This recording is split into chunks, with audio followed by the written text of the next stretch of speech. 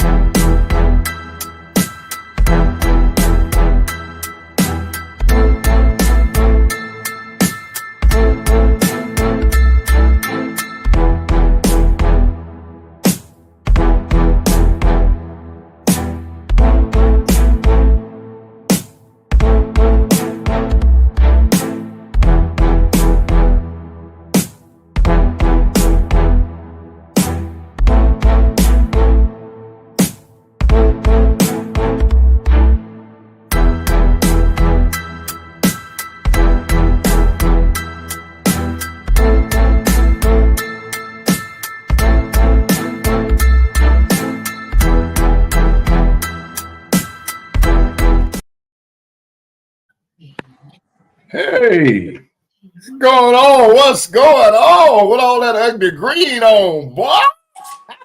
Money green. We got money over here. Little money. And money green. Okay, money Little green. money, Boy, look like we might see y'all in the first round of playoffs. Boy. We are seeing each other in the Look first at that way, round. boy. But anyway, man, welcome back. Welcome back. We got a new look, kind of look here, people, for everybody that's tuning in for the first time. I'm tuning back in. I'm Skip, Mr. Skip, to a lot of people. And this to my left, y'all right, is D4 Live, my partner. Good evening. Good evening. Good evening. Over here. Happy New Year and all that good stuff. We got Skip here. We waiting on Coach Abe to get on here. We don't know where Paul Bunyan is right now, but we just waiting on Paul Bunyan. But either way it goes, happy New Year and everything is what is everything. Hope everyone had a happy holiday. And everything is a lot that we got to take part. This is considered Black Monday in the NFL. A lot of coaches getting moved around. We also got to get into this college playoffs that we hadn't talked about and what we haven't done. You got to give kudos and respect to these jokers here. I have nothing to say. Hey man, you ain't got no choice. I have nothing to say. But we do know who that is right there, ladies and gentlemen. We do know who that guy is. You, sir. You are the number one Miami Heat fan in the nation of not Heat, not the Heat. Excuse me, Hurricane. Sorry. The number one Hurricane fan in the state of Georgia. I got so much Miami Hurricane stuff around here. Let me find something that I can put up here that's please. You supposed to have on paraphernalia, sir. It's inside of this house. I almost turned the heat over here, boys. I'm smoking. I had it. You supposed to have on paraphernalia because it's been a while since y'all. But y'all know who I am. Y'all know who I am. Y'all, they know. And so much stuff is happening everywhere. Man, y'all take a good look at it. Can you make the screen big there, partner? So you saw this platform. I mean, like 10 years ago. You know what I'm saying? But anyway, you ain't got to. That's all right. They see it. Y'all see that Miami Mobile right there? See the kicks over here. See the kicks. Your boy, the helmet, a back shot of the car. Y'all see it? It's a big flag too. Y'all see it's 12 by 15. I made these and Skip shows and more. But anyway, we're gonna get back to the regular broadcast program. Come on, D. Come on. Also, let's get right into it. If we can. We can go to college football playoffs. As right now we're down to the last 4 teams. We got Oregon and Indiana playing in the Peach Bowl here in Atlanta. We got Miami Hurricanes going against the Ole Miss Rebels out in Arizona at the Tostitos Fiesta Bowl. It used to be Tostitos Fiesta Bowl, but the Fiesta Bowl. And I have to give props where props are due. The Miami Hurricanes handled their business. They went on the road on 3 different games and pulled it out. They did not let Carson Beck cost them the game, and I got to give kudos. That defensive line is ferocious. You arguably got 2 first-rounders on that D line on both D ends. And what I've seen, as Skip likes to say a lot, is called coaching. They figured out a way to play, run the ball, don't turn the ball over, and let the defense handle their business. That's right. Keep the stress off Carson Beck. I've said this. If y'all have been watching, I've said this in the past, and I said it all the way up until this past weekend. I don't like Carson Beck as a quarterback. I'm not saying he's not a good quarterback, but the way we got him, the way he left Georgia, it kind of put me in the mind of an entitled player, which he has been, and he has proven that since his tenures in Miami. But not a bad quarterback. I just don't like him. And I always said that if we lost, it will be because of his play. And the 2 games we've lost, if anybody follows us, 4 interceptions in one game and 3 or 4 turnovers in the next game, fumbles or whatnot. But our defense, like D said, we are on it. We understand what's going to win us a football game. We were ready to lose by 19 to Texas A&M, I think. Wasn't it 19? 9 or 19? Whatever it was. And we went in there and shut them out. If not for some mistakes and drop passes, it would have been worse. Texas A&M. Ohio State, that was, everybody was saying it was a revenge game, but there was no revenge factor in that game. That was just an attitude that the fans had. None of those players or coaches were a part of the Miami University, part of the team when we lost to them or got cheated in 2002. So it was more so for the fans, with the fans saying it's a revenge game versus this team, and they stayed focused on the goal. They went out there and they did what they had to do. They punched them in the mouth first, and they showed them that just because y'all were ranked number 1 don't make you the number 1 team in the country. The piggyback on that, as of right now, every team that had a bye is now 1-7. That's what we've noticed. So it seems like to me in the last 2 years in this 12-team playoff, it's not good to get the first round bye because your team might come out a little sluggish, a little cold. Indiana just happened to jump on Alabama and just whoop stick. But outside of that, my personal opinion, Ohio State didn't play nobody all year.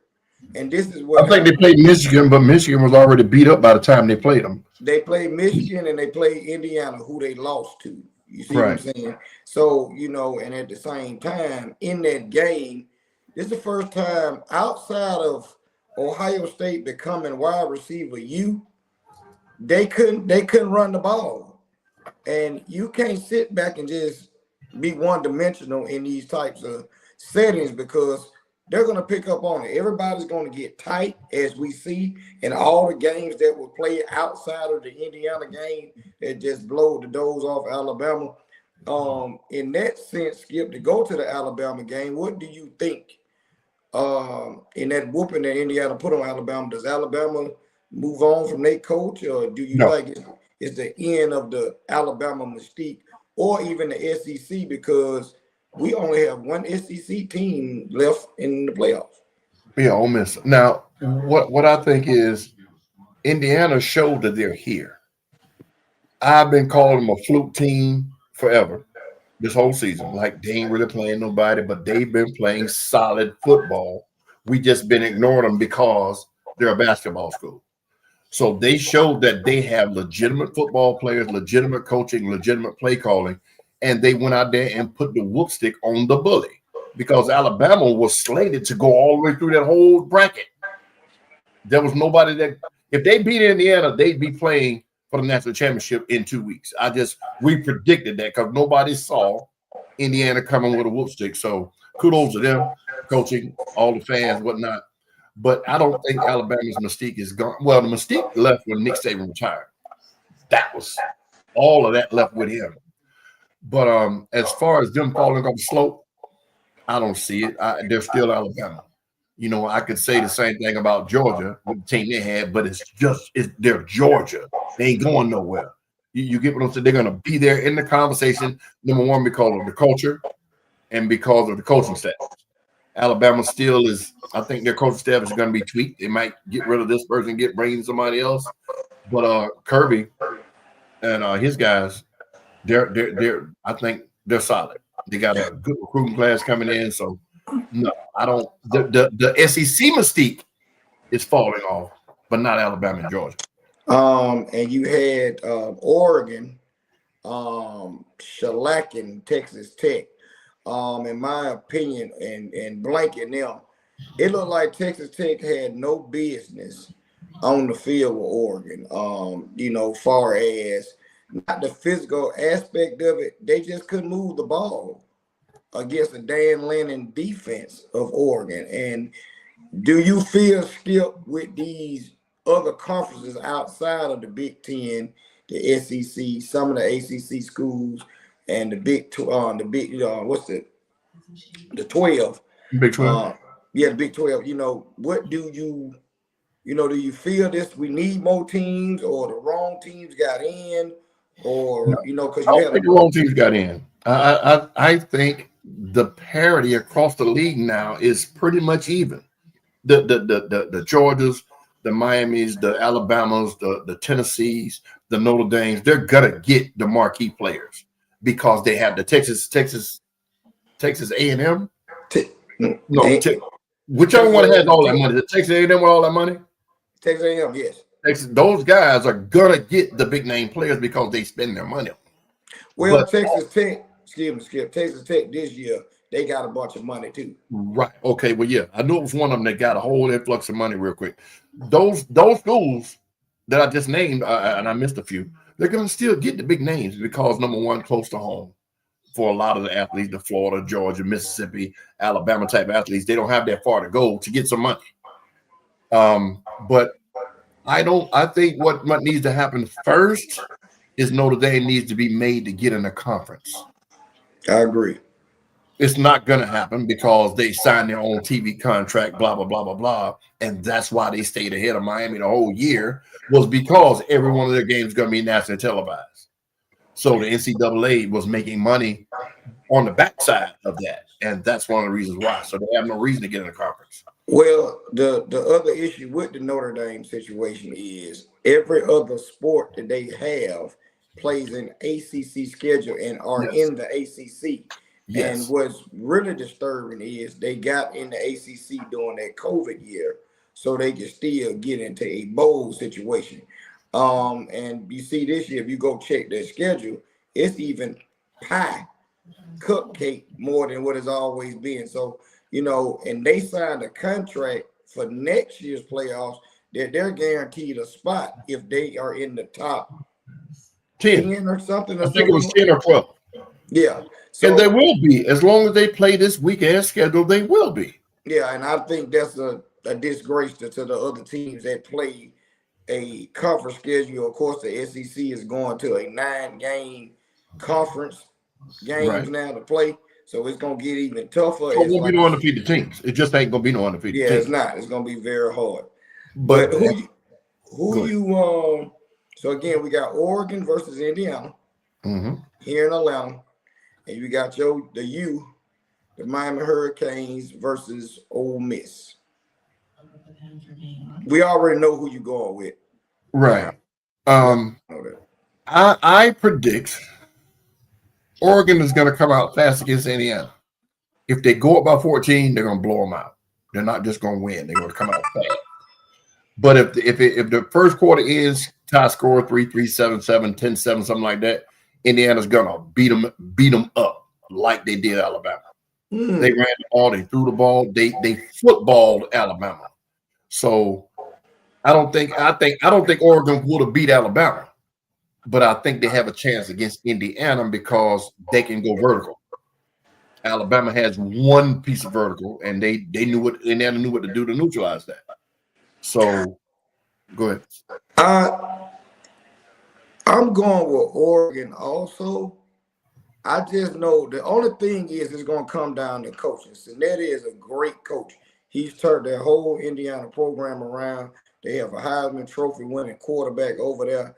I just don't believe what I'm watching in this day and age that we have a predominantly basketball school at one point of Indiana. They fell off as a basketball college, but college basketball team.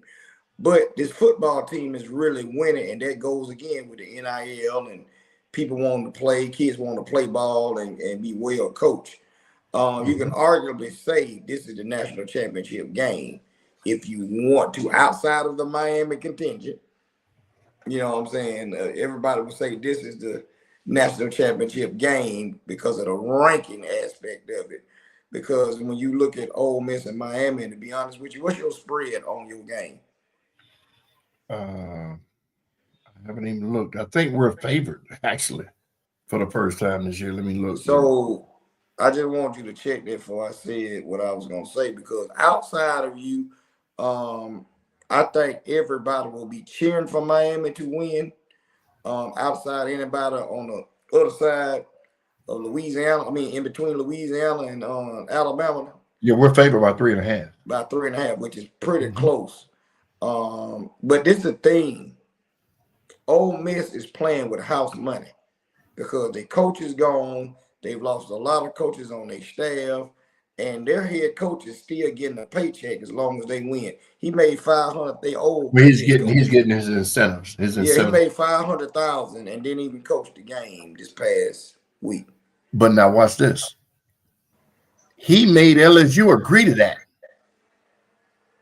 It's LSU's money. LSU is paying that money, not Indiana. Not Ole Miss. Right. He told them I have incentives, stressed out, and I think matter of fact, I think he's gotten two incentives. Yeah, he got two. Yeah, one was 250 or 5, or one was 7, something like that. But if you're hot, you get your value. And y'all want to take me now, so okay, well, you're gonna have to agree to pay this because I know this team gonna win at least one game. And like you say, they playing my house money now. But I don't think our coaches are gonna let our team get ahead of themselves. They have been the recipients of trash talk from both teams that they've beaten, and they did not reply once until after they whooped that ass. So that tells me it's good coaching. These guys are following direction, and they got a vision, they got a goal. I said that if we beat the only way we lose would be in the national championship. Now I don't see an offense that can beat this defense because this defense has gotten better week after week. But that's just me being a fan too. Our defense has gotten better in the last 2 weeks. Each week they've gotten better. Yeah, and kudos goes to Jason Taylor also, because Jason Taylor, this is showing you.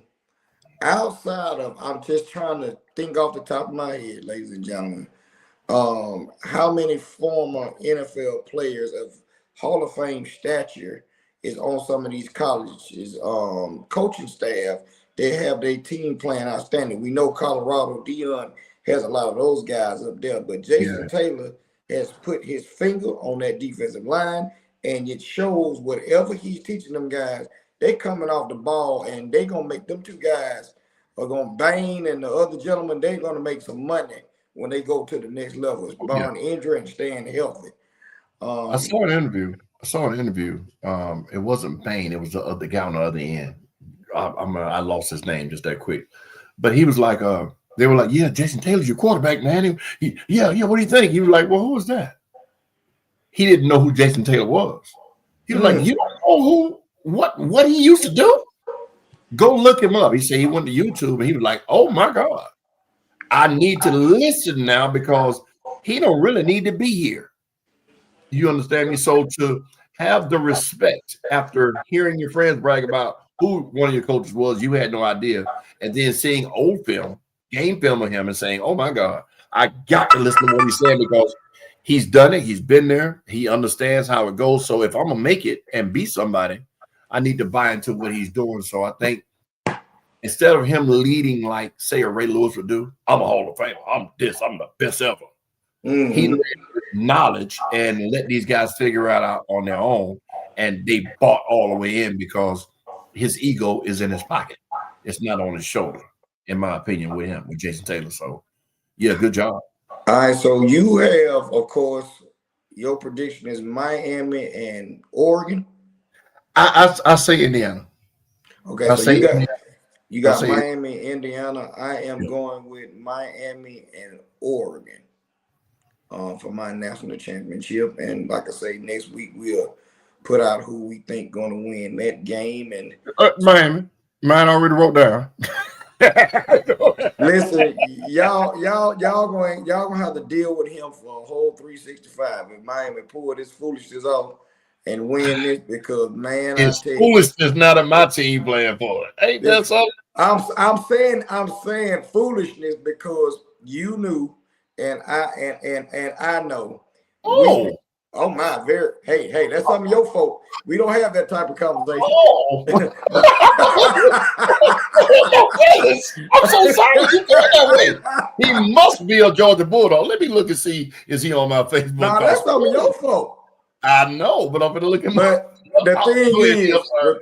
thing is, Skip, we just gonna be truthful. Being Carson Beck is your quarterback. Did you think?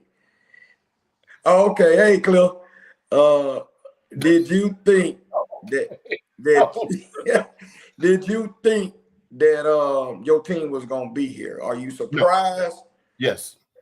That they was gonna be here. That's why I said foolishness, because we didn't think, none of us here thought they was gonna be here, and even Skip is a fan. But now watch this. I knew we was gonna make the playoffs. Now, once we lost that second game, I was fearful that the NCAA was gonna do us worse than they did Florida State and put Notre Dame in and not us. But I felt like, let me say this: if we had went undefeated like we should have, I would have said then we're gonna win the national championship. But because we got in and we proved that we deserve to be here, I feel like nothing can stop us now. Because, in my opinion, the toughest team to beat was Texas A&M. Because Ohio State didn't really pose a threat outside of that badass receiver they got. You know, I don't think nothing else we were really even worried about. So, like they did. Sorry to cut you off, but live from the press conference at Flower Branch, we got Coach Abe. Okay. Live from Flower There you go. Branch. Coach Abe is in the house. We have hold on, Skip. We got him back under contract. You know what I'm saying? He back under contract. We had to work out some negotiations with him and to make sure we can get him back because he's been on a hiatus just for the fall. But we know he's been doing good about it with the kids and so forth. So, Coach, what's up?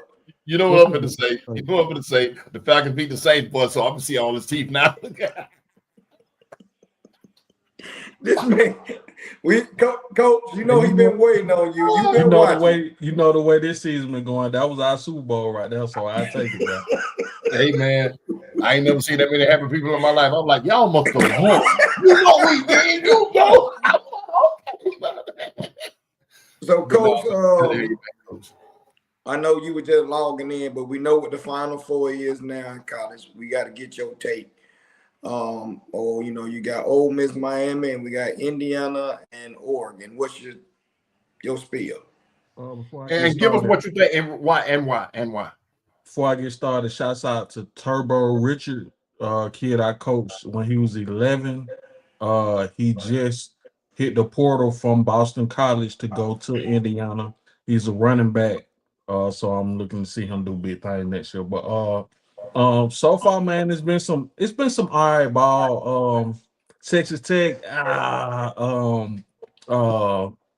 who else did they got smacked out? I forgot who it was. Alabama. Bama got smacked out. But I think they need to do some little rearranging with those mid-majors, JMU, and that stuff like that. We run into this stuff all the time where they come into a matchup and one team is like this and the other's like that.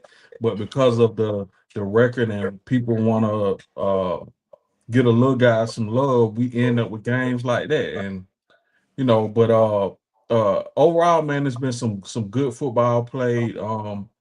I definitely feel like Miami and Ole Miss is a toss-up game. I feel like Ole Miss played their hardest against us. They wanted their get-back game. They wanted some revenge. So I don't feel like they're gonna go into this Miami game as locked in as they were for this last game. I do feel like if they can't block Bain and the boys up front, they in for a long day. Now, the difference between Sayin and Chambliss from Ole Miss is, Sayin was kind of just a steal target back there. He didn't want to take off running, and I feel like Chambliss will do that. He will extend plays. But it could be Ole Miss or Miami by a touchdown. It could be Ole Miss or Miami by 21 points. So I'm gonna say it's a push on that. I can't really say who gonna win that game. I definitely feel like Indiana gonna smack um Oregon again. They went out to Eugene when they played them that first time because they are in the Big Ten now. Oregon, I'm talking about, and they went out there and beat them. And I know a lot of people didn't even have Indiana on their radar before that game, and they went out there and smacked them. So Indiana is a very well coached team, and of course we got 4 coaches left from the Saban, all of them from the Saban tree. So that just shows how great of a coach Saban is, man. But just going forward, I love Indiana to win that game, but I'm not really sure on Ole Miss and Miami. D asked me a question before you got on about how do we think these conferences are going to look next year? The SEC, the ACC, the Big 12, the Big 10. And my answer was to give you some thing here. If they don't force Notre Dame to play an ACC schedule because they are a part of the ACC in every sport but football, nothing's going to change. What do you think? And I don't think they're gonna force Notre Dame to do it. I still think Notre Dame still gonna play their independent, mostly ACC schedule. You sprinkle in USC. They always They won't put Miami back on their schedule, I bet you. No, I bet they won't do that for real. But I definitely feel like it's still gonna be the ACC. It may be a little top heavy. You still have the Big Ten that'll be a little top heavy. All the main conferences, man, are kind of top heavy. I don't know really what the ACC gonna look like. You got Cal, you got teams way from the West Coast in there, SMU, whoever it may be. So I think they still trying to figure it out. I do think that the Big 12 has kind of picked up with the BYUs, the Texas Tech of the world, but they still kind of float under the radar. Nobody's expecting them to just come out of the Big 12 and win the big one. So these conferences gonna be 16, 18 teams, some of them, especially like the ACC and the SEC. And they just gonna play it out. I do like the format with the no East and West side on each conference. Just let them play it out. But But now in that scenario you're talking about, when they took the East and the West side away, it kind of made it to where you can have 2 undefeated teams. Yeah. Like what happened with the SEC. You had 2 undefeated teams that weren't going to play each other until the championship. It doesn't make sense not to have it that way. Because unless the big teams, the big name teams are going to play each other through the season, why have one big bag of teams versus an East side and a West side? You get what I'm saying? Agreed, because Texas A&M was ranked high as hell all year, but they didn't play Bama, they didn't play Georgia, they didn't play Ole Miss. Nope. They didn't play none of the good teams in the SEC. So and they just snuck on by, and then when they ran to somebody who was good, they took a L. So right, and that's the watered down portion you were talking about earlier. If they had an East and West, then there's guarantee that Alabama would have been on that side, or Florida would have been, or Georgia would have been on that side. So they would have had some competition or challenge throughout the season.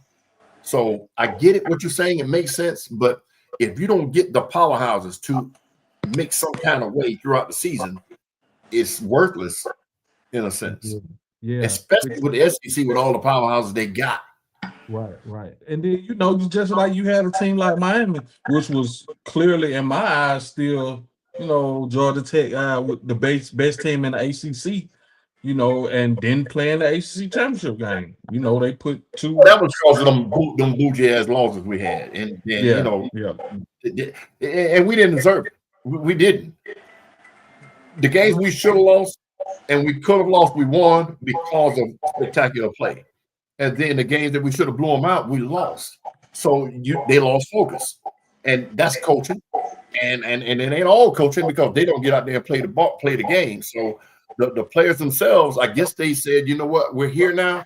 Let's show what we should have been showing every single game.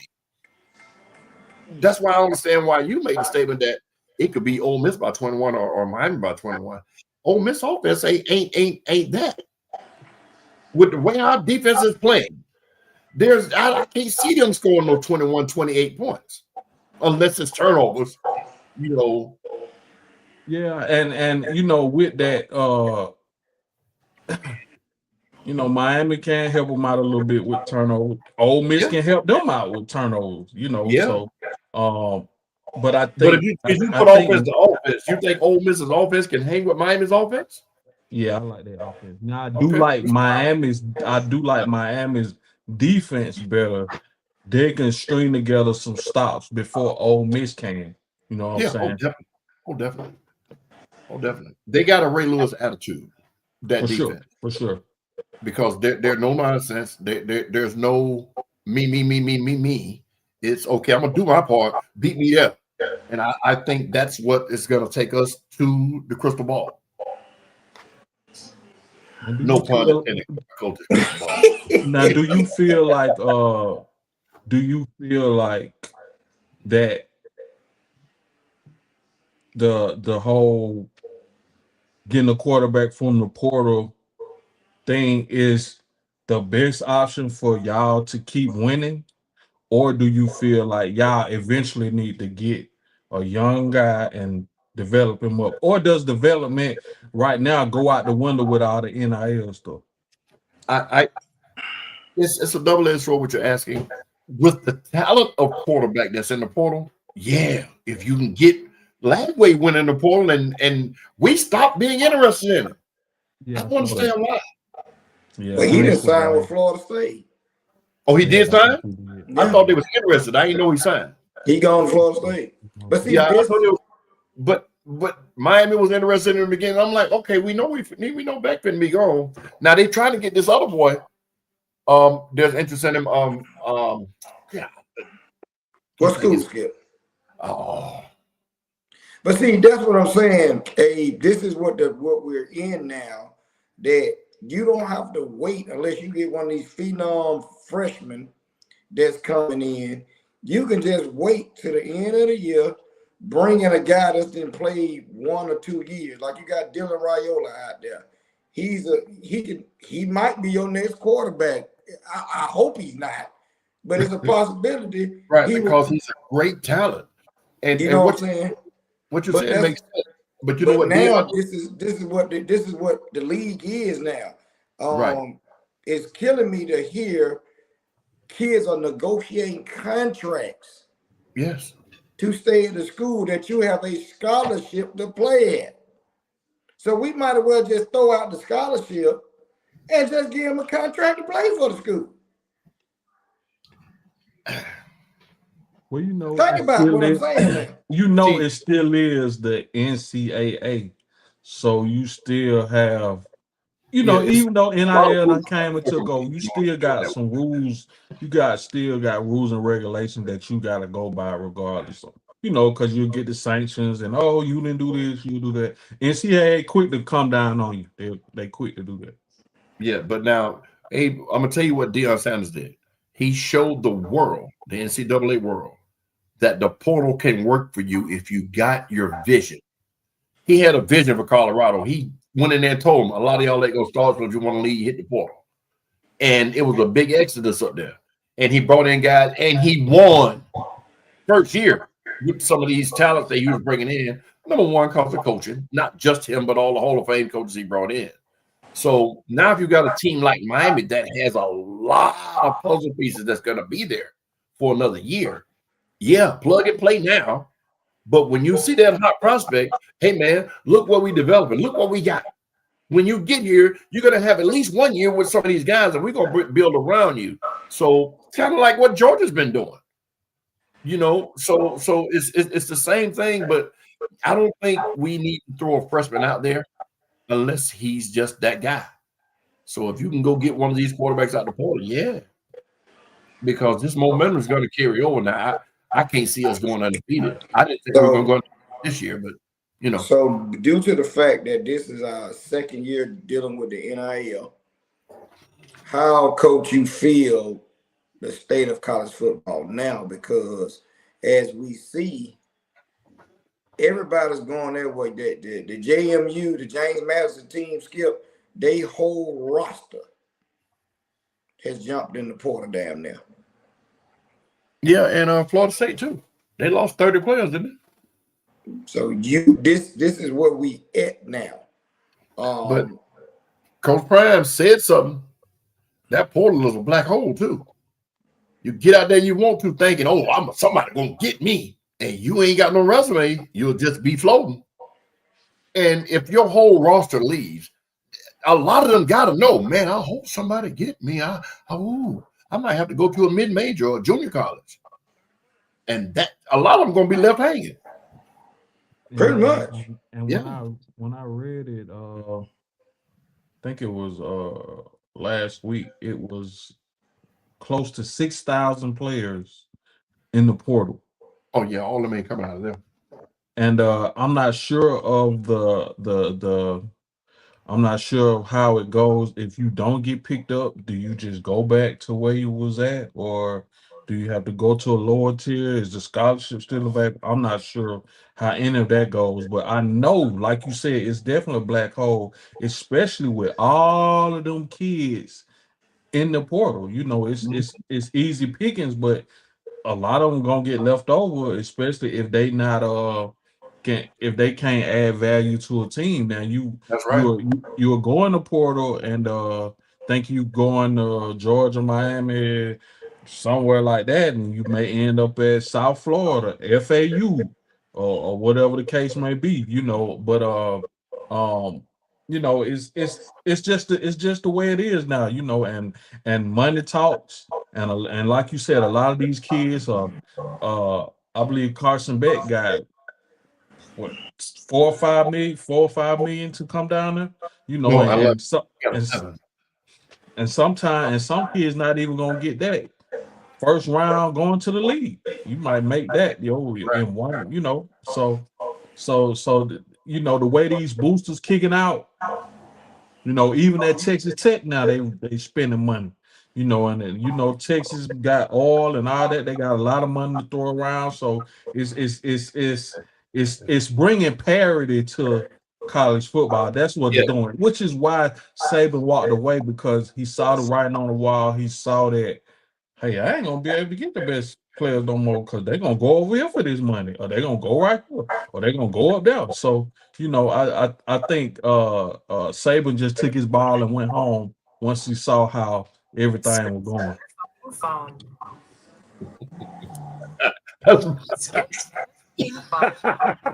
It's my theory.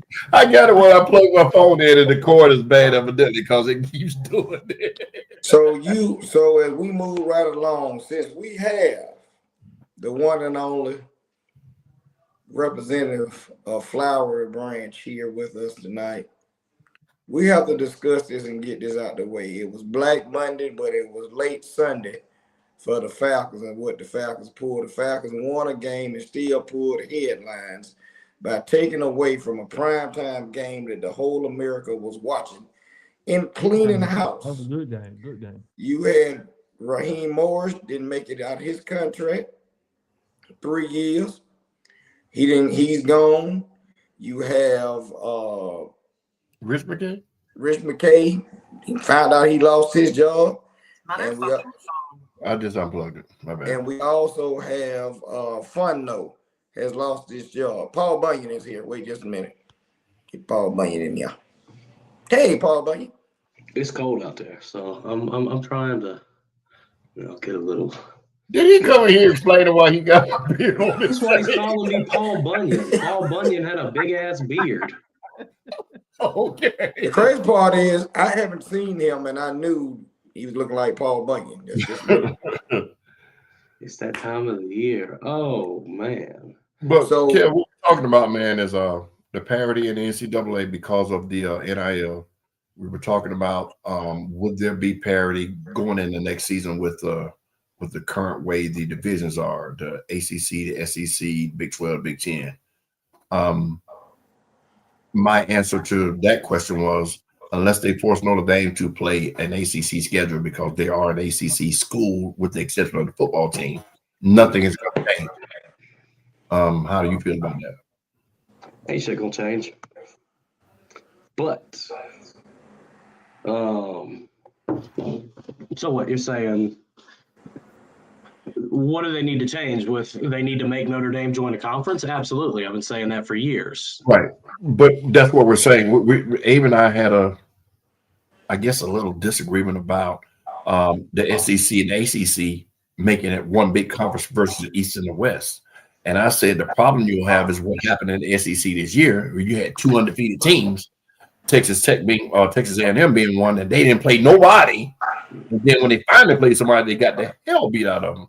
Yeah. So had you had an East and a West, then Alabama would have been on one side, Georgia would have been on one side, and you would have had, more of these powerhouses, so to speak, playing each other, and then there wouldn't have been a top-heavy top 10 with SEC because they didn't really play nobody. Well, we had an East and West division for years. I know. But I believe it's too saturated. You look at all these other conferences, and I mean, it's year after year. The SEC haters can say what they want to say, but year after year, you get, and take this year. There were 3 Big Ten schools, 1 ACC school. Everybody else besides, the Power Fours that they got to let in, or Power Five, whatever they're called, James Madison and Tulane. They let them in to make them feel included. That's all that is. But you look, there were 4 or 5 SEC teams, and then the 2 teams that were waiting right outside were both SEC. So, and we have to cannibalize ourselves, but that's something I feel the other conferences don't have to do. I mean, go to my Gamecocks, where we played for the second year in a row 5 straight ranked opponents. Right. But see, that's what my argument was.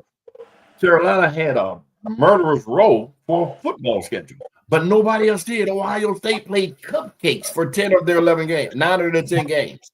But you get what I'm saying? That's the whole argument. That's what SEC play is. See, and when the piggyback on it, even your team, think about this now, Skip. Outside of who y'all play out of the Notre Dame, the Florida States, or whatever, y'all lost to 2 teams. We know damn well y'all had no business losing to. Right. But you lost to Louisville and you lost to was it Pittsburgh? No, y'all whooped Pittsburgh. You lost to SMU. That's the part of it. But that's what we have, Kel. We got to get into, because we got him present. We got to get in his end of the season dialogue of that's what I was going to with the Falcons and what they have done. One quick thing. Kel, who is your pick for Miami, Ole Miss, and Indiana, Oregon? Indiana over Oregon, unless Dan Lanning can figure out how to get in Mendoza's face. He cannot play the game of football whenever somebody is in his face. He has had a clean pocket all year. Kurt Cignetti has a hell of an O-line, Bill. So Indiana wins that. Give me Ole Miss, and it's going to be because of Carson Beck turnovers. And I feel the way that Ole Miss is playing, they're a bunch of pissed off kids who are probably feeling some abandonment issues right now. I would want to go, if my coach left me right before the playoffs and it was a big online spectacle, I'm coming for heads. And you got coaches going back and forth. Oh, you can't be there. Oh, we doing this with recruiting, so you got to come back. But who's the best? Who has the best defense right now in the NCAA in the Final Four? Let me ask Kev this. I want because he's saying for sure. Miami for sure has the best defense. Right. So you're saying, and me asking that Ole Miss's offense is better than our defense. Situational, yes. No said. Every game is situational. I mean, saying it like that is one thing, but we will see this coming weekend, luckily. But what my original point, that's why they ran his ass out of Georgia. Carson Beck will Carson Beck. He had to because the defense has been playing so well. Who would have thought Texas A&M would score 3 points? Now, I'm going to say this with that defense situation. This is the problem that me and this gentleman have right now as we sit here today. Ole Miss run defense is ranked 120-something in the nation. So the problem will come in. I don't think Carson Beck will throw the ball 15 times in this game. If that. They're not going to let him. He may need to, just saying. He possibly needs to. Ole Miss has been playing SEC defenses all year, too. That's a fact, but I'm just saying the way that Miami has played these last 2 games, they have ran the ball effectively and had situational passing where he wasn't throwing the ball around 25, 30 times. That's the whole key. He cannot sit back there and just toss that pill around like we put him in that situation. Because we were showcasing a quarterback, as you see in these last 3 years, what has happened to the team in Athens. I'm not even going to go there. He better turn around and hand it to number 4. Turn around and hand it to number 4 because he. Yes, sir. Let him work. Let him eat. Until they stop it, let him eat. Let him work. And like I said, Kev, you weren't on. I said I don't think Ole Miss, even though you said you was right about them being pissed off, they probably got some abandonment issues. I don't think they'll play as pissed off and as locked in against Miami as they did Georgia. They wanted that game back. It was SEC, whole lot of stuff. So I just feel like they were a little more locked in last week than they will be this week. But to the other side of that coin, do you not think Carson Beck was wanting to play Georgia a lot more than Ole Miss and was going to give it a lot more effort in the game? For sure. Yes, and no. And my no is pretty simple. He has no control over the offense. This is not the NFL where a quarterback can say, hey, run that slant, run that thing we like to run in practice. He still gets his plays called in, and he got to hand the ball over and do what he's told. Now, this be NFL, you're damn right. I want to get back at him, but I think in his mind of minds, they're going to beat them, and we're going to be playing Georgia, and I'm gonna come out on the winning side. Yes, but I don't think that'll have any influence on this game. But I just don't think he's going into it with the same intention to get back that he would be going in. And remember, at this point, you're the Final Four. The next game is the championship. So obviously, all of them are going to play for that at the end of the day. But extra motivation right now, I feel Ole Miss has the extra motivation to carry them through the playoffs. Storyline wise, yes, that's the motivation. We're going to prove everybody that we can go win a championship. Fuck Lane Kiffin. Pretty much. Point blank. But yeah, Indiana was screaming it after the game. Crowd was screaming it after the game. Lane Kiffin. Mm-hmm. So as we move on, let's get to this Black Friday. Kev, you got notes?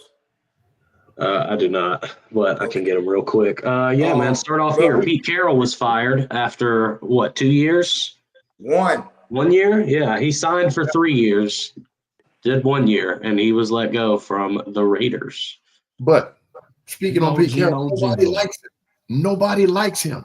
None of his former players rave about how great of a coach he was. Well, you got to think, Skip. He lost his mystique in that Super Bowl.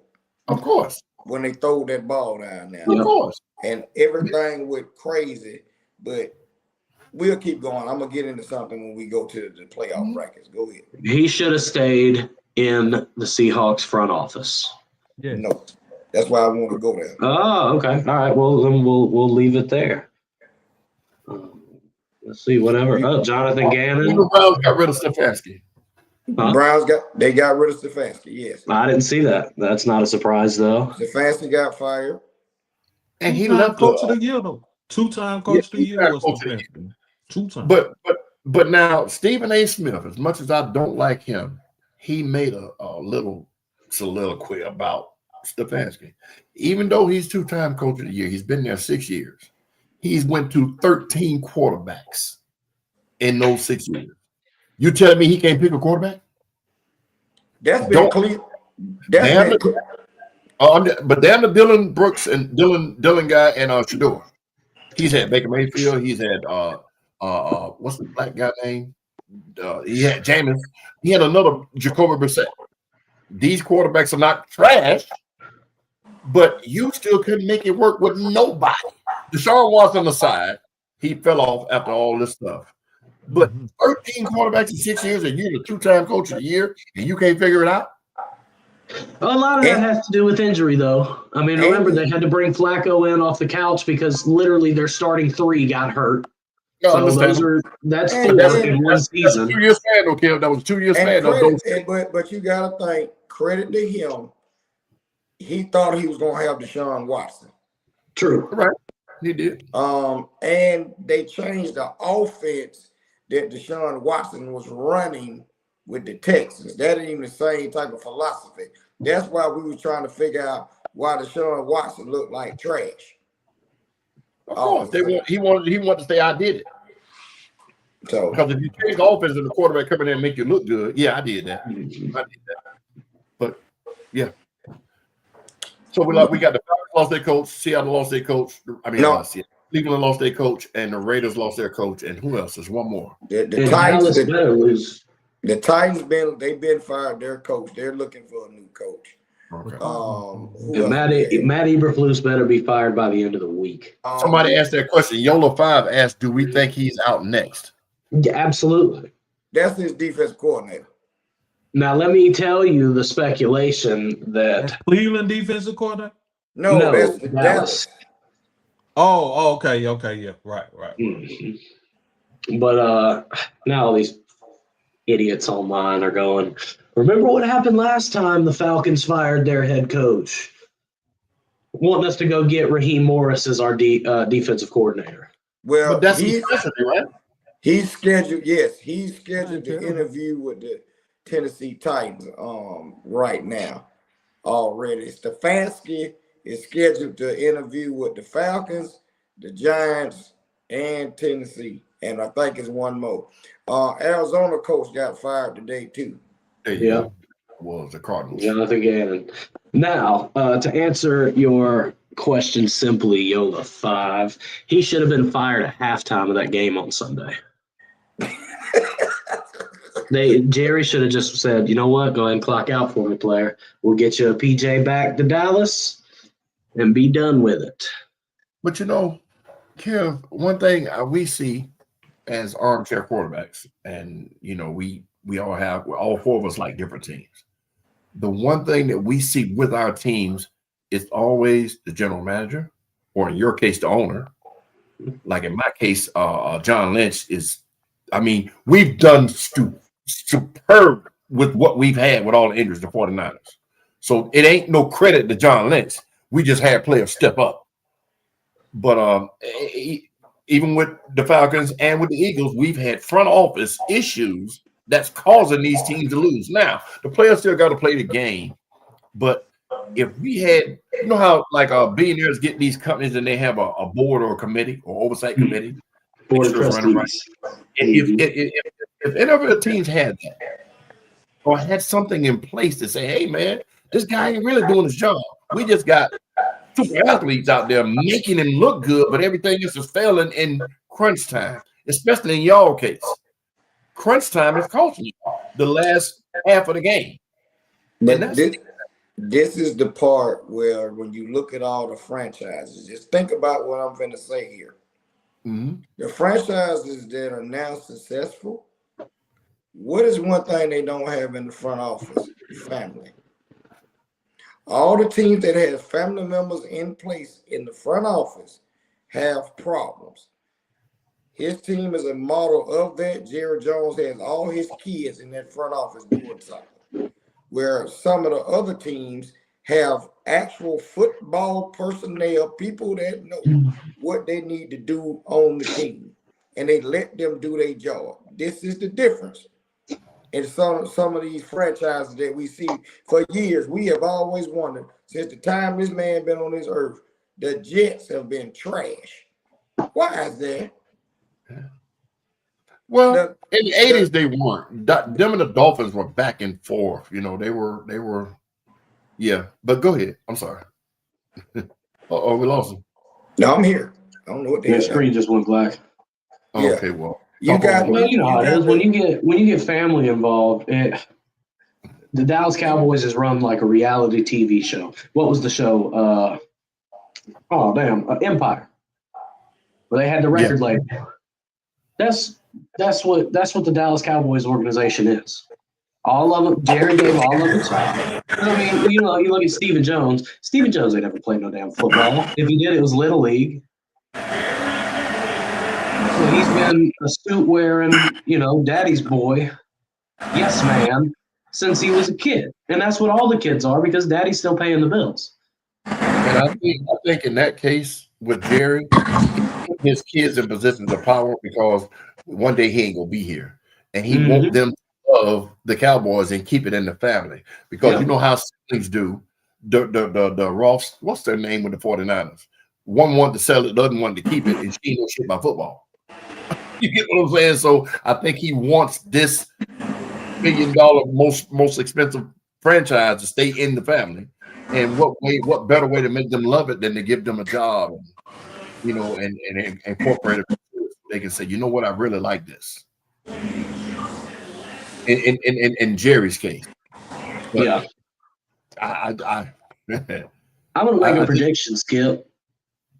When Jerry passes, within 5 years, I really think it'll be the Saudis, but they'll sell the team. The kids will sell the team. But why? It's not like they're not already filthy rich. This is one of those things that where you can successfully keep it in the family to it gets to a point to where none of your kids or grandkids, I don't want to deal with it.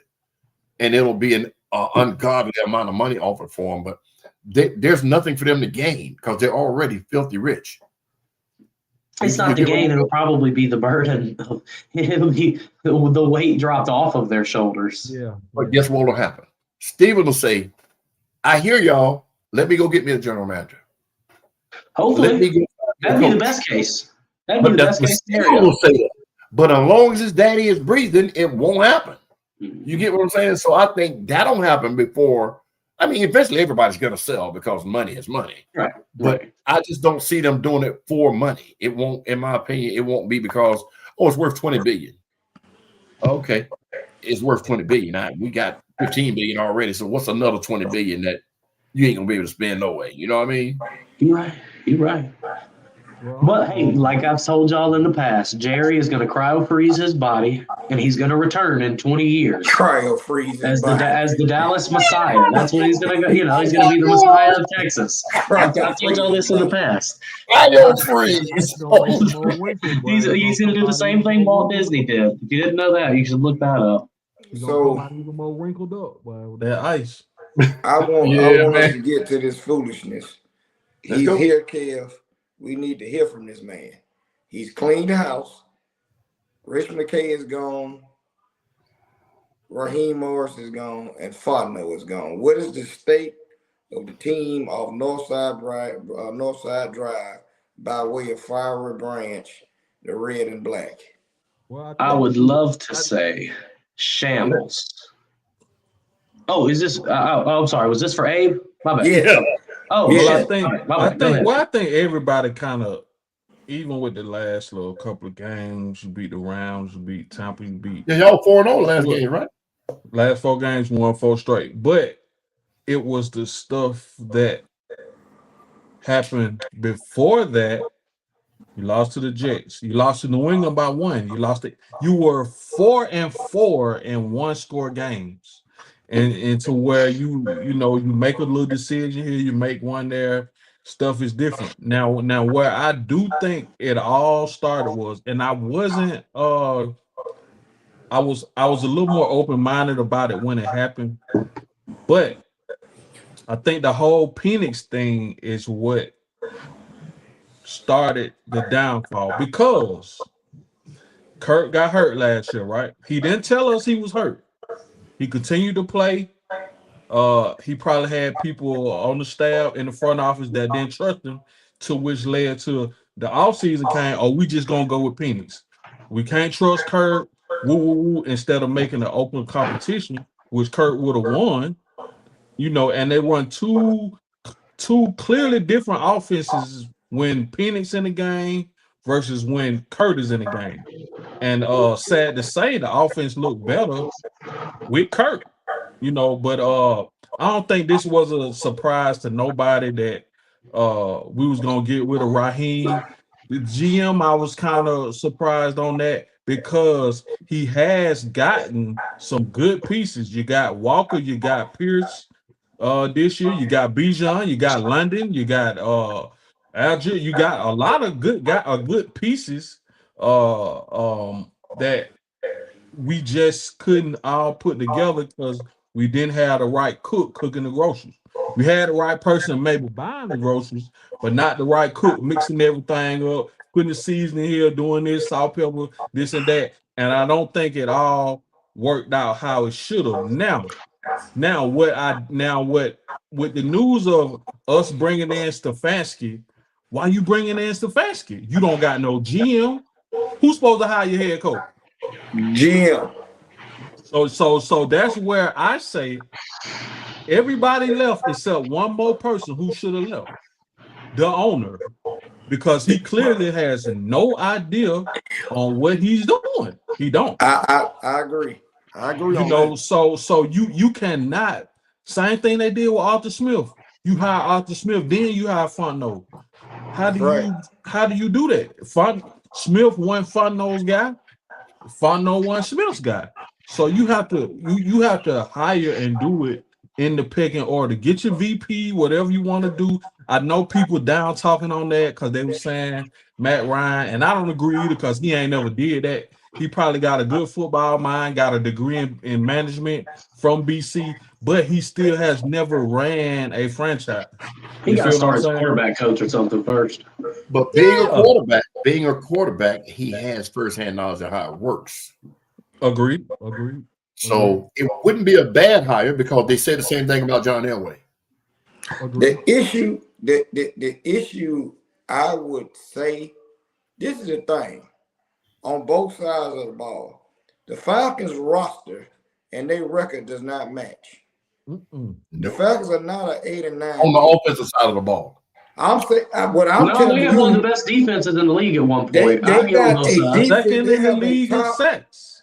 Yeah, that's what I'm saying. They have too much talent, Skip, on both sides of the ball to be an 8 and 9 team, and for the Carolina Panthers to win that division. That's the problem. Lose to the Jets, beat the Rams. Lose to the Dolphins. Lose to the Dolphins, beat the Rams. You see what I'm saying? So you have a 5-2. You have a 5-2 record on primetime games. That means Sunday and Monday night, you putting on your best effort, and when you wear some red helmets. I do not understand at all. And the incompetence of, I've never seen a coach stand on the sideline. I've said it here. And all we see him doing is with the headset on. We don't see him make no adjustments, no talking, no nothing. And I'm just feeling like this. Either they told him to get rid of some coordinators, he didn't agree to it, and they walked him out the door. Fontenot would have been on my hit list because he's had no winning seasons. He's been here 5 years. You pick Kyle Pitts before you pick Jamar Chase. That's one strike right there. Not only that, you turn around. Don't get me wrong. Y'all was fighting this past year to pick the Georgia boy before you got Pierce. Y'all was fighting because y'all didn't want to pick a Georgia player. This is the only franchise I know, because we're here, that listens to the outside noise of the fan base. And that's why Raheem Morris got fired. Thank you. Raheem I've been got waiting to say it. Penix. And I hate to say this, what I'm going to say, but had it not been black, they wouldn't have been clamoring for him to be put in the game. I said it when they drafted him. He's injury prone. That's all. Exactly. He's too injury prone. 3 of his 4 years in college, he was hurt. Because he gonna get hurt. So you have, in my opinion, Coach A, being this your team, the Falcons are in another 5-year situation problem. Mm-hmm. You don't have a quarterback. It's a possibility that you're going to use up your best player, Bijan Robinson's years, or either he's going to leave here. I hope not. Something has got to give. Your situation that you're going to cut Kirk Cousins because you're not going to pay him $50 million. That's not going to happen. You gave up your first round picks. The Rams then pimped you out of that. So you got. I ain't mad at that though, because I ain't mad. I got pierced with that, and I got 10 and a half sacks off that. So I'm good. I'll give you that. So now where you at? You need to go in free agency and get a cornerback. I'm gonna say that one. For sure. Your second round pick, you need to find you a deep threat receiver because you have nothing to take nothing over the top. After don't forget about free agency. That's what I'm saying. We have some receivers out there that's going to be free agents that are going to test the market that they can go get if they spend some money. But Skip, I'm gonna say in the Falcons case, you're gonna have to pay Drake. Don't go get no receiver out of free agency. Go get you a rookie. You just need him to stretch the field. You got somebody. We're gonna exercise Drake's fifth-year option, possibly franchise picks. Right? Yeah, possibly franchise picks. I don't know if they're gonna do that or not. But I don't agree with just letting him walk and not getting nothing for him. So franchise at 15 million. I mean, for me, if Kirk money come out the books, stuff like that, unnecessary. Mooney money come out the books. That's 50 million right there. You see what I'm saying? You left in limbo with Algier because he gonna be a free agent. I don't know if you're gonna sign him back or not. And you're gonna have to pay Bijan 20 a year eventually. Yep, no, he needs. And one of y'all just said it. They're gonna Barry Sanders Bijan if they don't hurry up and get somebody in there. Because they hand him the ball and he do what he gotta do. And that's that young body. He touches the ball too much. Nobody ain't able to do that. Let me ask y'all a question. And Skip, you saw him the most. About Mac Jones. Who? Mac Jones. I agree. What did he do when Purdy was out? Wherever he goes, because he ain't gonna stay. They're gonna throw some money at him. Wherever he goes, he's gonna take the starting position. What about Mac Jones? That is because he's shown I can play. He has to have good or great offensive coordinator for him to be, because everywhere he done went, Kyle Shanahan, Josh McDaniels, wherever he went, he done had him on the sideline that know what they doing. So he can't go just to nowhere with no Ricky OC and think, no. He can go somewhere where somebody who's established. He can come to Atlanta. He got a mean running back that's a threat every time he touches the ball. He got a tight end that's open whenever he wants to be open. Pitts is that guy. You think about this. If Pitts said, I'm going to bust you in the mouth every game, you can't stop him. He's a man-child. Yeah. I said him. But he got to come out there with, you know what, I'm going to get 10 catches today. Hey, Cuba, you got me? Gotcha. I'm going to kill him. If he had that attitude every game that Ray Lewis, it's time for me to fight now, then he'd be talking about like Kelsey and the rest of the tight ends and Witten and all. But anyway, he could come here and look like an all-pro. I agree. That's possible. Yeah. I would have all the tools that he needs. And you ain't got I hate to say it like this, your offensive coordinator ain't top echelon, But with the weapons he's coming into, he got The that. problem, the problem is, Abe, right now, they interviewing the offensive coordinator in Seattle. They're going to talk to Flores. I'm going to be personally, I think they need to get Flores, to tell you the truth. I would have got Flores. That's Clint Kubiak. Kubiak. They get Kubiak. They supposed to talk to Flores.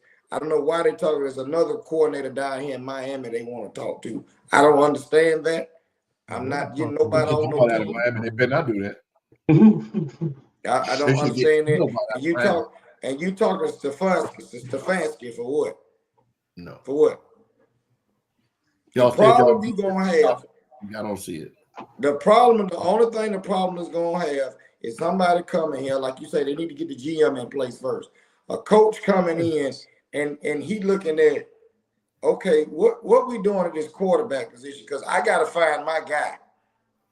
And if this guy is hurt, lock on him, D. He can't. He can't find a quarterback. In 6 years, he ain't found one. No, what I'm saying is the new person that's coming in. Oh, I thought you were talking about Stefanski. My bad. No, I'm not talking about him. I'm saying if I'm interviewing for a job and you're looking at the Falcons roster, what is the main issue since Matt Ryan left? Quarterback. Remember, I was preaching that years ago. If y'all get rid of Matt, who y'all gonna get? Oh, okay. So, and again, the Falcons are in a situation, i.e., Miami Dolphins, who have still been looking for who, Skip? Dan Marino. They will never get that no more. No, that's cool. That's the only franchise I know that still been looking for a quarterback.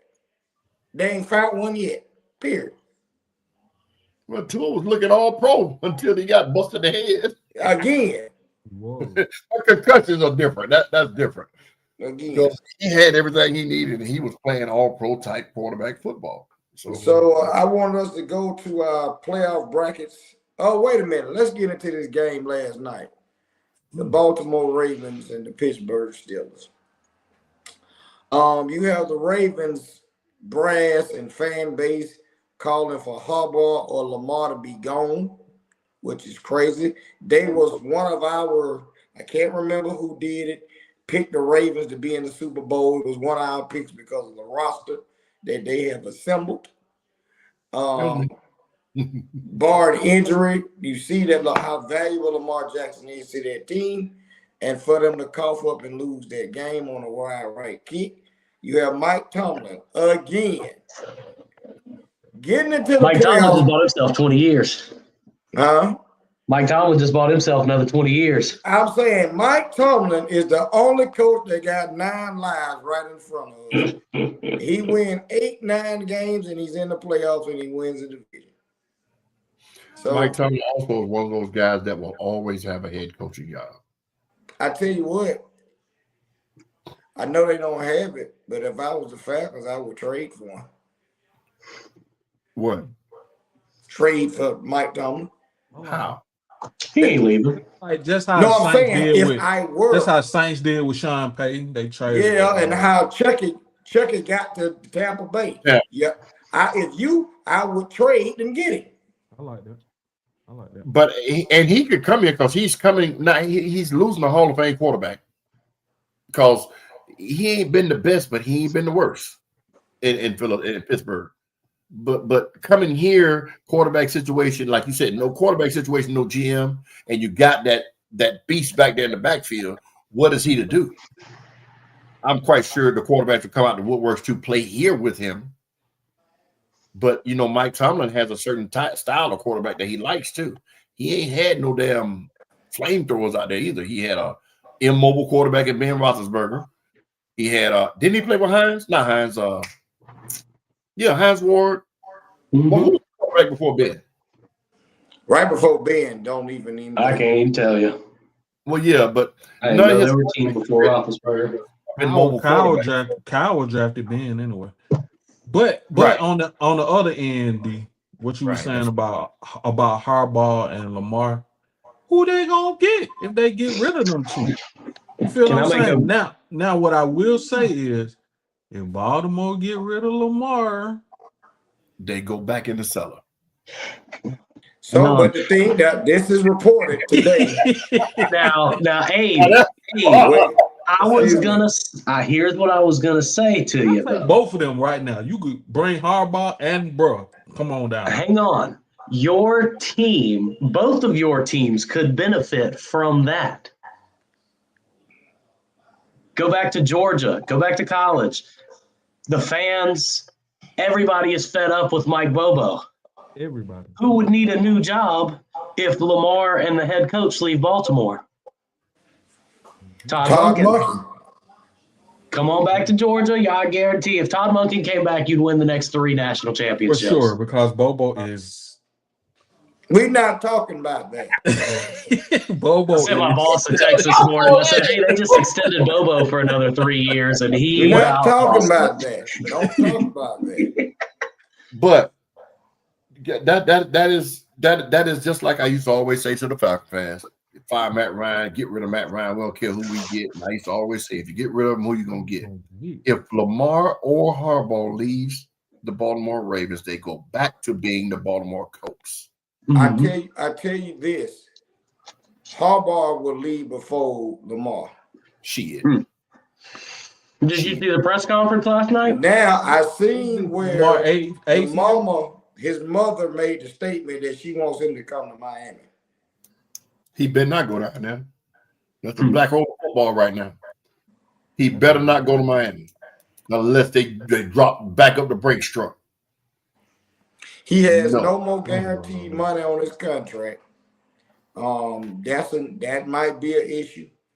And it kills me how these players get to the end of their contracts or whatever, and all this stuff starts coming out. This man's a 2-time MVP. Now all of a sudden you don't like how he prepares. You gonna say he ain't tough enough. He's all these things. Look what happened when he didn't play.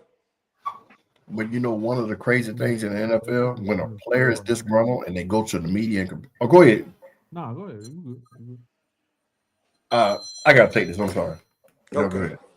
It's like a dirty breakup. Yeah, man. It's like when you break up with a chick, you know. You kind of you. Now I will slightly agree that Baltimore's window is kind of closing. And all year their defense been, you can just shut. Yeah, and they got great players on defense, but just as a collective, they not the Baltimore. Oh, teams used to go out down that field, even after Ray left, scared of that defense. You feel what I'm saying? Right. But like now, it's like, oh, we finna put some points up on their ass. They ain't what they was. You feel what I'm saying? So I think that's the part where Baltimore need to get back to. Because as we can see, Lamar been there all these years. They ain't drafted no number 1 receiver for him. They get Flowers. They put Bateman in there. They get old ass D-Hop, old ass Odell. Like, so are they really setting Lamar up to be as successful as he can? And he don't want MVPs, this, that. But his number 1 receiver is Mark Andrews, a tight end that been in the league for however many years. You feel what I'm saying? So I just don't feel like that marriage is working out anymore. And now I don't know how they make a move to get rid of him or who they get, but that's a them problem. But but just that game last night, man, if they don't have Lamar in there, they're not even close. Tyler Huntley don't make that game time drive to go down there and tie the game. You know what I'm saying? So this is where fans are the definition of fanatic. He ain't winning, get rid of it. And you're not thinking football. Get rid of the 2-time MVP, the only MVP in Baltimore Ravens history. Matter of fact, the Colts. Well, no, anyway. Johnny. He has 2 more years on this contract? 2. Lamar Jackson. Yeah, but there ain't no guaranteed money. Right. But that's smart to get your guarantees out of the way. Get that money up front. Get it and be gone. Nobody's going to get a Deshaun Watson contract. But what I was about to say was with everybody's kowtowing to the fans. Stop listening to the fans when it comes to personnel that you know as a GM or as a coach you need. The Baltimore Ravens will not win without Lamar Jackson. Every game he's come in, pretty much since he's come back, they've been winning. It's the reason that they're winning and being who they are and have the identity they have. And the fans are, well, he ain't winning now, so get rid of him. That is the stupidest thing that somebody can go with. And we got to keep the media. Well, we can't calm them down, but we got to stop listening to everything they say because I don't like Jalen Hurts. But to say that Phillip Rivers is great as Jalen Hurts, Bryce Paz, I don't know who you are, but you sick. Now maybe prime Phillip Rivers might have been, but and didn't win nothing. You are correct. But we have so Lamar signed a 5-year, $260 million contract in May of 23. So he is an unrestricted free agent in 2028. So, and how much did he get up front? All of it? He got a signing bonus of 72.5. It's 185 guaranteed. So his average salary been 52 million these past couple of years. So you got arguably the best roster in football, but what you have and what you have drafted. But I agree with what Coach Abe said. Ain't nobody scared of that defense no more. They're not getting pressure on the quarterback like they used to. I think they don't even have a guy with 5 or 6 sacks over there on that defense. And it shows.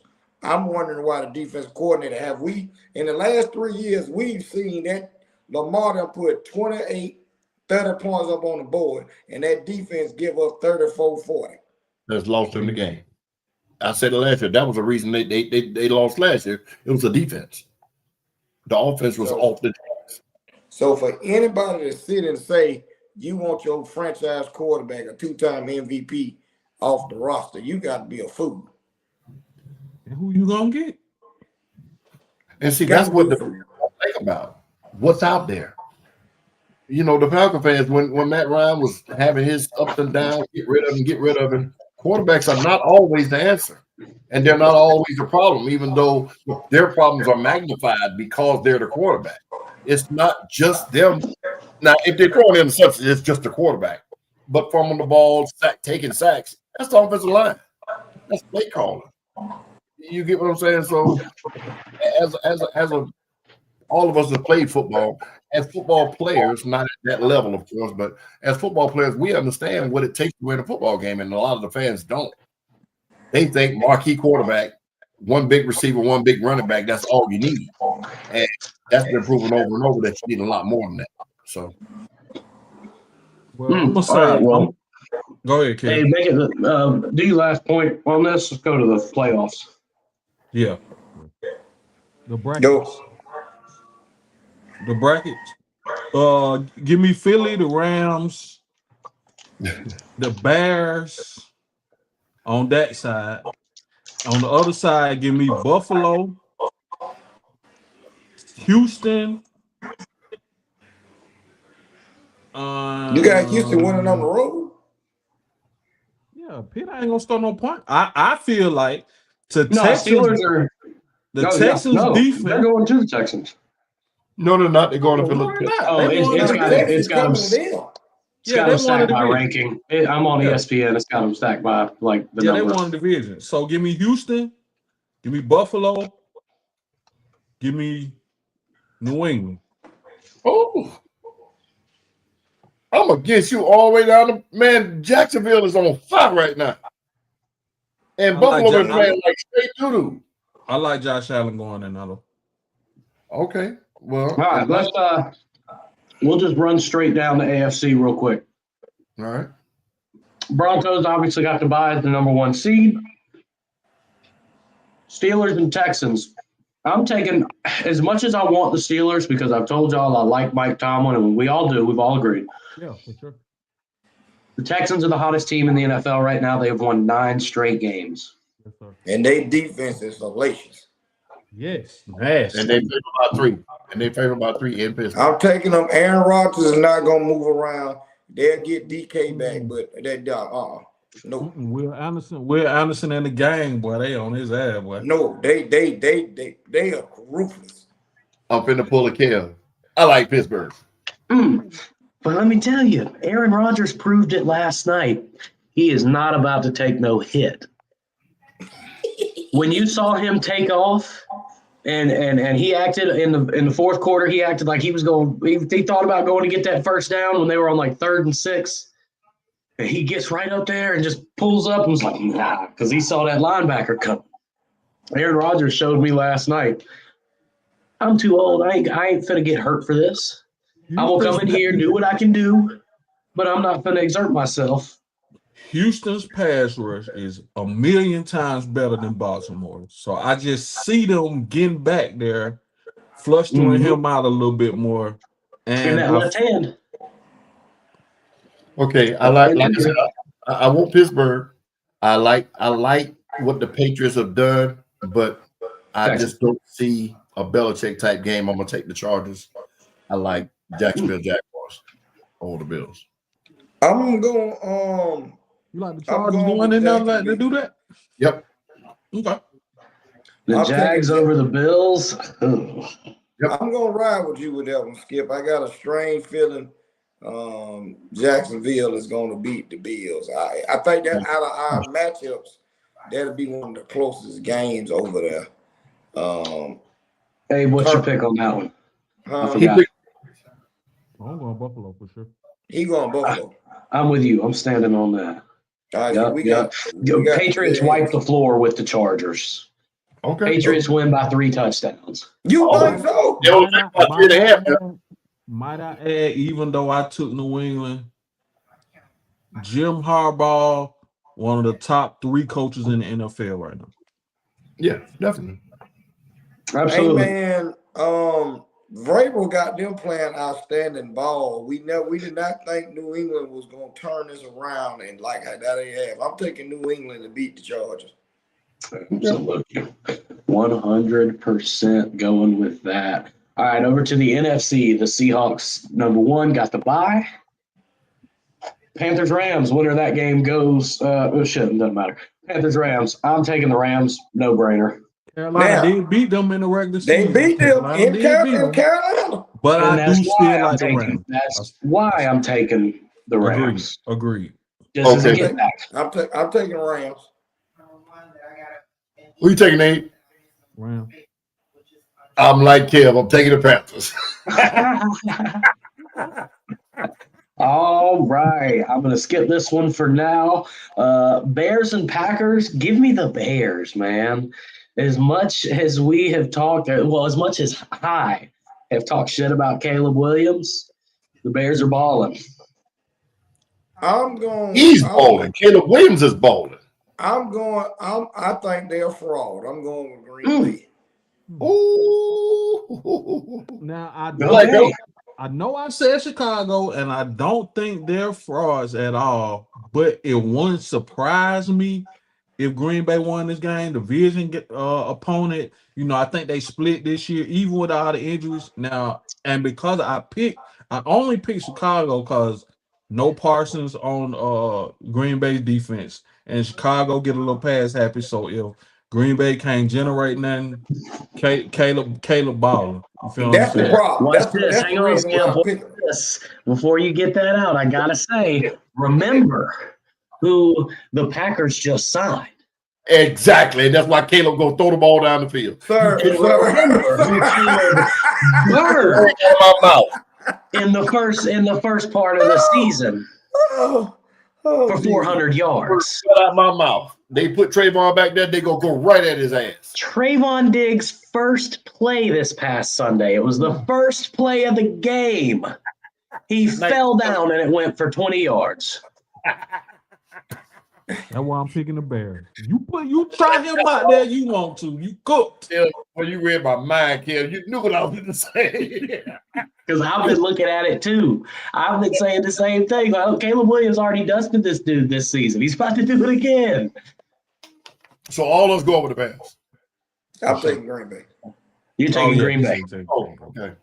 All right. And for the in-house rivalry, surprised we see it in the first round, the Eagles and the 49ers. We already know who Skip and D are picking. Abe, who you got? He already said Philly.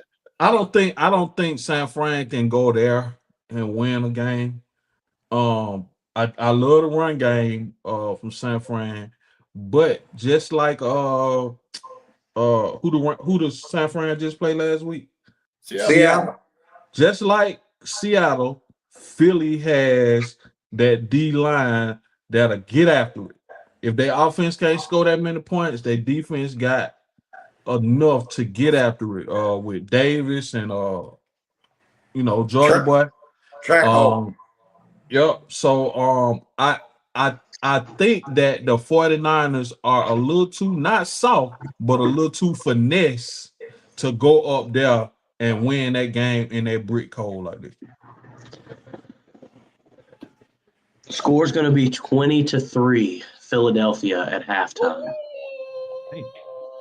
Final score of the game is going to be 23-24 San Francisco 49ers.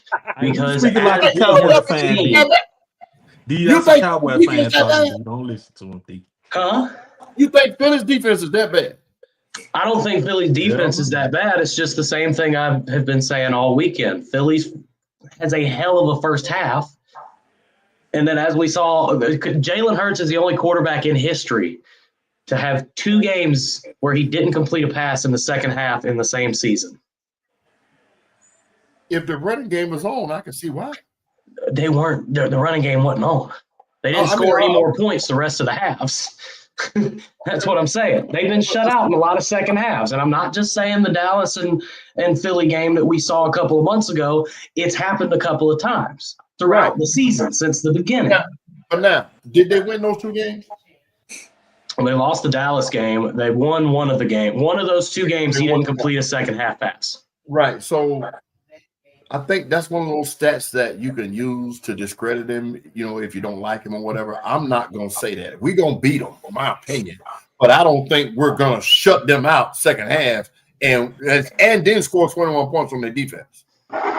You know what I'm saying? So it's happened multiple times this season, Skip. That's what I'm going off of. Yeah, but we have too many injuries and lack of depth at the key positions to say we'll score 21 in the second half. Now, if we have all our boys on defense, I think we shut their ass out. You get Fred back this game? I think so. Who? I think so. Fred Warner. That matters. What? Yeah, I think he's coming back. He broke his ankle. I said I think, and he's always been on the possibility. But my thing is this: I think the game is going to be 10-7, 17-10, maybe 21-17. And I think we're going to beat them.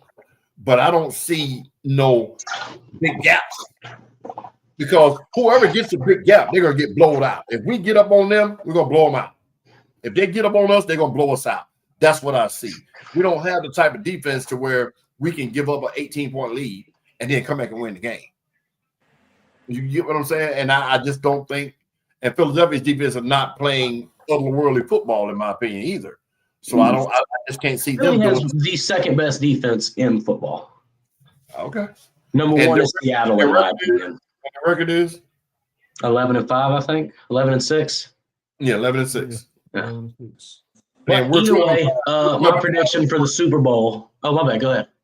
And we're 12-5 with the worst defense. No, Dallas has the worst defense. Well, in Philly, what I'm saying, man. Okay. No. That's my team at the bottom. But either way, 2 things in this. I believe the Super Bowl this year will be the 2 number 1 seeds. I'm going to call it now. The Broncos and the Seahawks. I truly. And there's a weird thing with the Seahawks. I don't know if y'all have seen this. The last 3 times we've gotten a new pope, the Seahawks won the Super Bowl.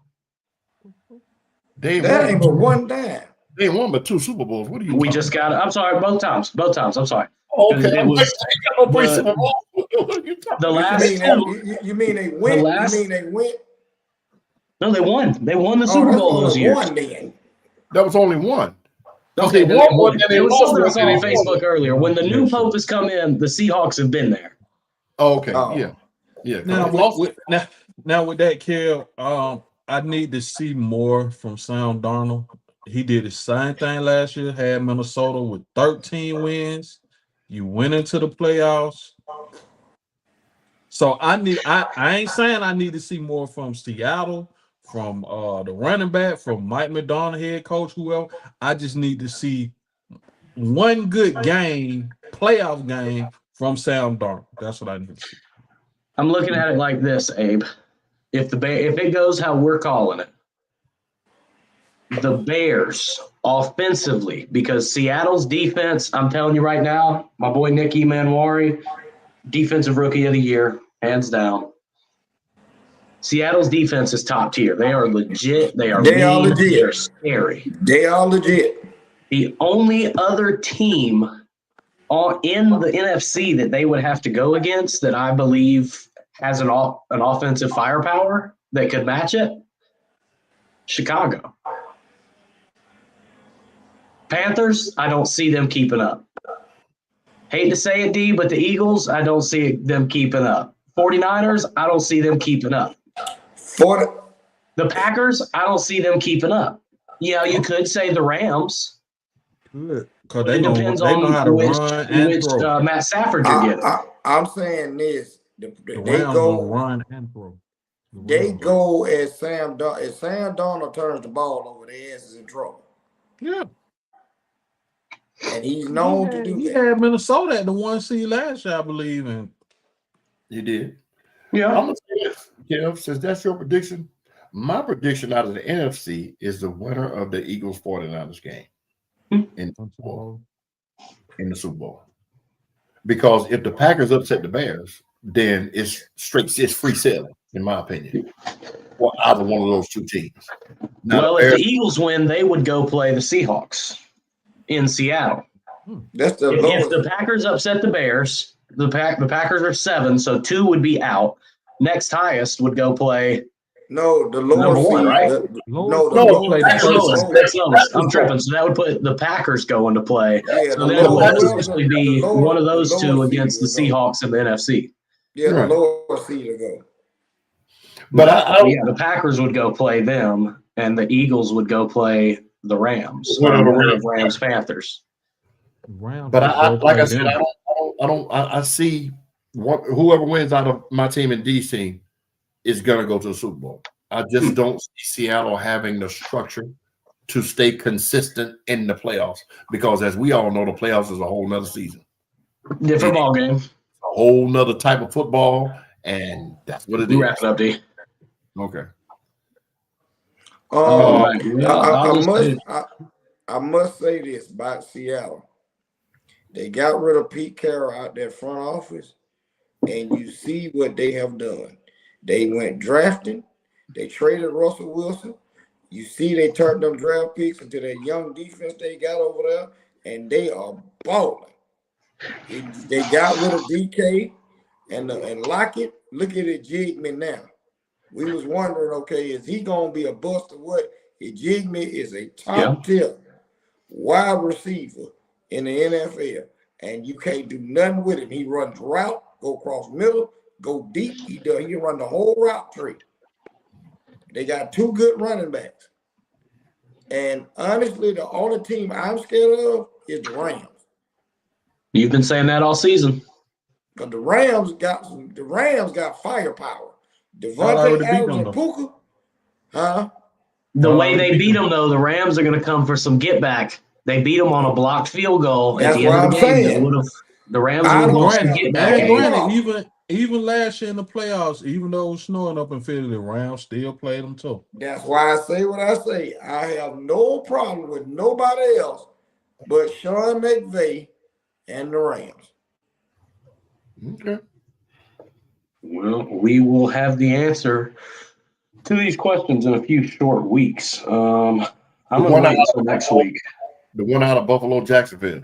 in the AFC is going to the Super Bowl. Ooh, really? Really? The Jacksonville Jaguars are 13-4, lest y'all forget. I'm They not. started. I think they started the season like 2-4. They got injuries like everybody else, but they are still 13-4. And they went to The Denver. part of that game is going to the Super Bowl. They went to Denver and beat Denver too. You right. No problem. I don't know. That's just me saying it now. So when it comes that time, I want to say, well, you know what? Yeah, you guessed. No. Okay. But okay. I think the betting market wants Josh Allen and the Bills there. They do. They I do. think, and that's what's controlling a lot now. I think that's who they want in the Super Bowl because it's going to be money. And, then we got the storyline again. The Bills have never won a Super Bowl. And he's from out there. Mm-hmm. He still got to get past Jacksonville. I don't care what nobody say. That boy Trevor Lawrence is playing lights out football. Yeah. All right. Well, we will talk about UFC next week because we still got a few weeks until the big pay-per-view. But I think that pretty much sums it up here. It's breaking news. The Hawks and Trae Young are on the way to parting ways.